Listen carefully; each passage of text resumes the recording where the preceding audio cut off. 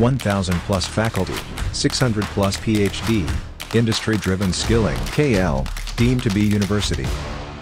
జరుగుతున్నటువంటి ఎమ్మెల్సీ ఎన్నికల్లో కాంగ్రెస్ పార్టీ అభ్యర్థి మన్నే జీవన్ రెడ్డి గారు పెద్ద మెజారిటీతో గెలవబోతారు. కారణం ఏంటంటే గడిచిన 10 సంవత్సరాల కాలంలో ఈ స్థానిక సంస్థల ప్రతినిధులు సర్పంచ్ అయినా, ఎంపీటీసీ అయినా, ఎంపీపీ అయినా, జడ్పీటీసీ అందరినీ కూడా అంటే వ్యవస్థను నిర్వీర్యం చేసే కార్యక్రమం చేయడం జరిగింది.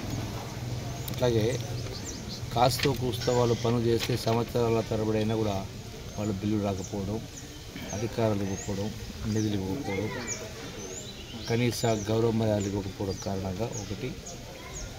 రెండవది 10 సంవత్సరాల అవినీతి, దుర్మార్గపు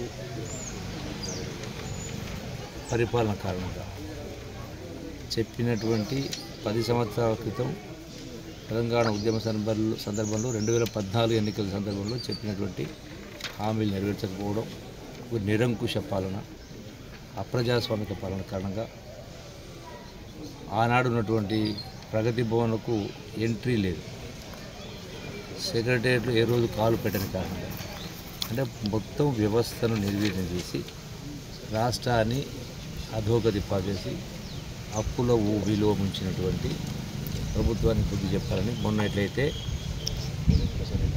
జరిగిన శాసనసభ ఎన్నికలో ప్రజలు గొప్ప తీర్పు ఇవ్వడం జరిగిందో అదేవిధంగా ఈ ఎన్నికల్లో కూడా పాలమూరు జిల్లాకు సంబంధించినటువంటి పాలమూరు బిడ్డ మరో ముఖ్యమంత్రి రేవంత్ రెడ్డి గారిని నాయకత్వాన్ని బలోపేతం చేయాలని తెలంగాణ రాష్ట్రం ఇచ్చినటువంటి కాంగ్రెస్ పార్టీ తెలంగాణ రాష్ట్రాన్ని ఇచ్చినటువంటి ఆనాటి యూపీఏ అధినాయకత్వం సోనియా గాంధీ గారికి బహుమానంగా ఇవ్వాలని చెప్పని పాలమూరు జిల్లా ప్రజాప్రతినిధులు నిర్ణయం చేసుకోవడం జరిగింది.